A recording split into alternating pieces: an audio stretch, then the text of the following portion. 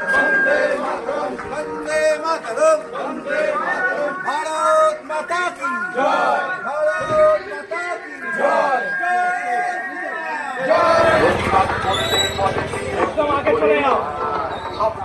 বোঝাতে হবে সইব না তো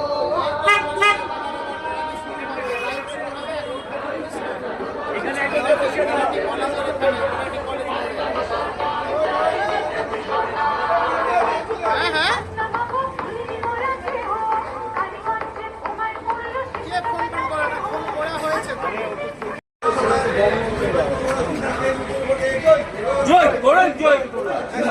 वंदे मातरम, वंदे मातरम, वंदे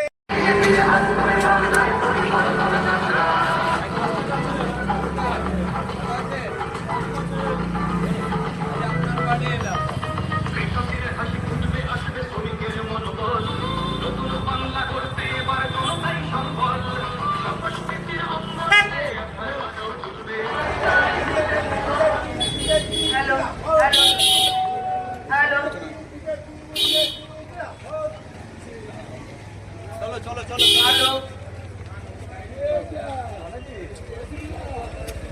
এ দাদা, এ দাদা, ওকে ছেড়ে দাও পরে। মানুষকে বলবো 29শে এপ্রিল সকাল সকাল নিয়ে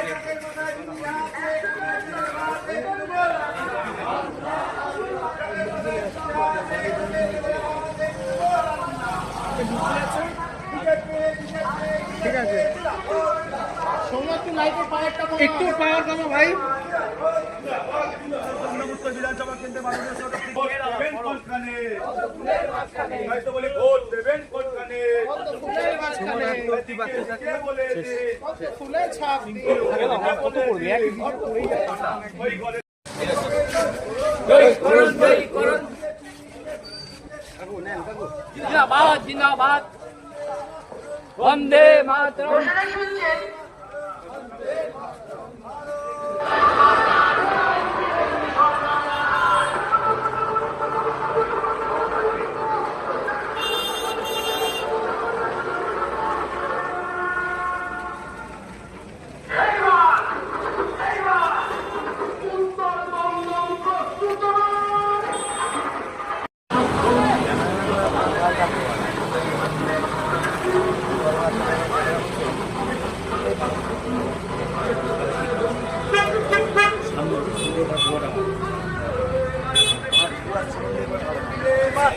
वंदे मातरम, वंदे मातरम, वंदे मातरम। दमदम उत्तर विधानसभा बिजली बाती छोड़ो के विपुल भोटे जय করুন। এক লাইনে দেখো কোনো অসুবিধা হবে না। বাতি সড়ক থেকে বিপুল ভোটে জয় করুন, জয় করুন। পিছে দেখা যাবে, সোজা যাও। জিন্দাবাদ, জিন্দাবাদ। এই সুশান্ত, সোজা চলো। वंदे मातरम, वंदे मातरम। আমার ফোন কাছে তো। भारत माता की কত ফুলে ছাপ দিন, ভোট ভোট ভোট দিন, কত ফুলে ছাপ দিন, নিজের ভোট নিজে দিন। কত ফুলে ছাপ দিন, ভোট দেবেন কোনখানে, পদ্ম ফুলের মাঝখানে, ভোট দেবেন কোনখানে। পদ্ম ফুলের মাঝখানে, ভোট ভোট ভোট দিন, পদ্ম ফুলে ছাপ দিন, নিজের ভোট নিজে দিন। পদ্ম ফুলে ছাপ দিন, মা বোনেদের বলে দিন, পদ্ম ফুলে ছাপ দিন, ভোট ভোট ভোট দিন, পদ্ম ফুলে ছাপ দিন। নিজের ভোট।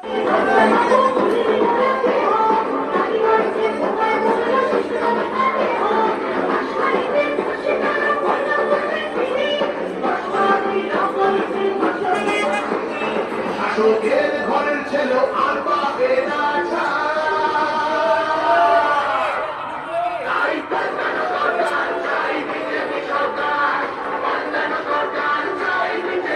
আমরা থাকি যে বয়স কত হয়েছিল? 5 মাস। তার মানে বোধ আসেনি কোনো। 5 মাসের শিশু একটু ভগবানের সমান। এইখানে পুরো জল হয়ে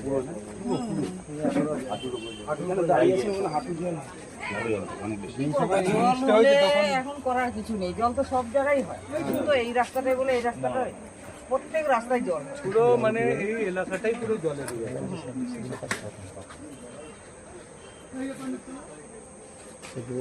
মা বাচ্চাটার মা সব অন্য অন্য জায়গায় ভাড়া আছে।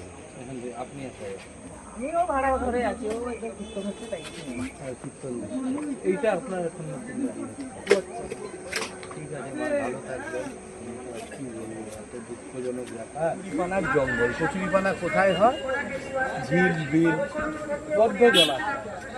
কোনো এক সময় একটা মিষ্টি জলের ঝিল ছিল, এই ঝিল আজকে এই অবস্থায় এসে দাঁড়িয়েছে। মশার চাষ হয় এখানে, এটাও একটা কারণ হতে পারে। কারণ এই উত্তর দমদম ঘুরে মনে হচ্ছে চন্দ্রিমা দেবী বোধহয় এখান থেকে মশার ব্যবসা করছেন, মশা টশা এক্সপোর্ট করছেন হয়তো বাইরে। সেই জন্য বিভিন্ন জায়গায় যেরকম মশার উনি চাষ করছেন, আমার মনে হয় এই সুভাষ সরণির এই ঝিল সেটারও একটা কারণ হতে পারে, যে সেই জন্য হয়তো এখানে এই অবস্থায় ফেলে রেখেছে। আমাদের এখানে ভাই নবারুণ আছেন, আমাদের সৌমাল্য আগে নামটা আগে বলে দিতে আছেন, যে কিন্তু এই ঝিল বাঁচানোর জন্যে এলাকার পরিবেশের রক্ষায় একটা ঝিল বা জলাশয়ের হাত থাকে, সেই ভারসাম্য রক্ষা করার জন্যে শিক্ষিত ছেলে সে আন্দোলন করেছে, তার উপর হামলা অবধি হয়েছে। হামলা করে মানুষের মুখ উৎপাদনো যাবে না, এই ঝিল ইমিডিয়েট সংস্কার করতে হবে। এবং এটা আমার এলাকাবাসীকে আমার প্রতিশ্রুতি থাকলো, আমরা ক্ষমতায় আসার পরে এই ঝিল সংস্কার হবে, এই ঝিলে বোটিং হবে, এই ঝিলে লোকে সুইমিং করতে পারবে, বাচ্চারা সন্ধ্যেবেলায় ঝিল পাড়ে বসে থাকবে। কারণ মানুষকে সুস্থ পরিবেশ আগে দিতে হবে। এই বিধায়িকা চন্দ্রিমা দেবী প্রচারের একদম অন্তিম লগ্নে এসে পৌঁছেছি। এই জায়গাটা দেখছেন আমার পেছনে, আগে ওইদিকে একটু ঘোরাও ক্যামেরাটা, ওইদিকে ঘোরাও। কি মনে হচ্ছে কলকাতা শহরে আছি দেখে মনে হচ্ছে? দুর্ভাগ্যজনকভাবে পিনকোডটা কলকাতা শহরে, উত্তর দমদম পৌরসভার 13 নম্বর ওয়ার্ড, সেই কুখ্যাত 13 নম্বর ওয়ার্ড যেখানে নাকি জলে ডুবে এক শিশুর মৃত্যু হয়েছিল। জলে ডুবে, গর্তে পড়ে নয়, ড্রেনে পড়ে নয়, ম্যানহোল তো এখানে নেই, খোলা ম্যানহোলে পড়ে নয়।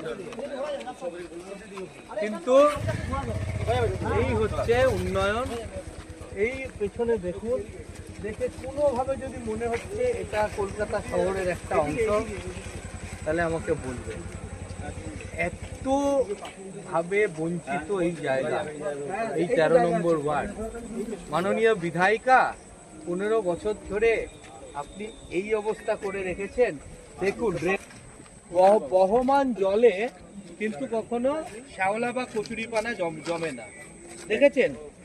এ মানে যেভাবে দিনের পর দিন এখানে এই ড্রেন বন্ধ হয়ে আছে, নালা বন্ধ হয়ে আছে, এইখানে জল জমে আছে।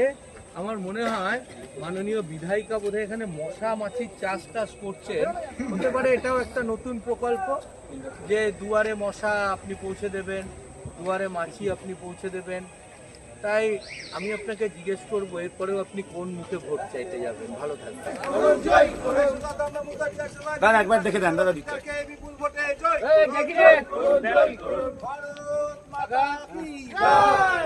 ভারত মাতা কি জয়, শ্রী রাম। কালকে থেকে জয় শ্রী রাম। লাইট কিনলে না, আরে মা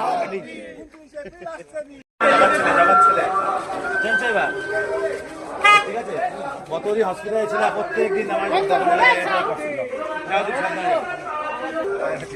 নির্বাচন শুধু আমাদের রাজনৈতিক নির্বাচন নয়,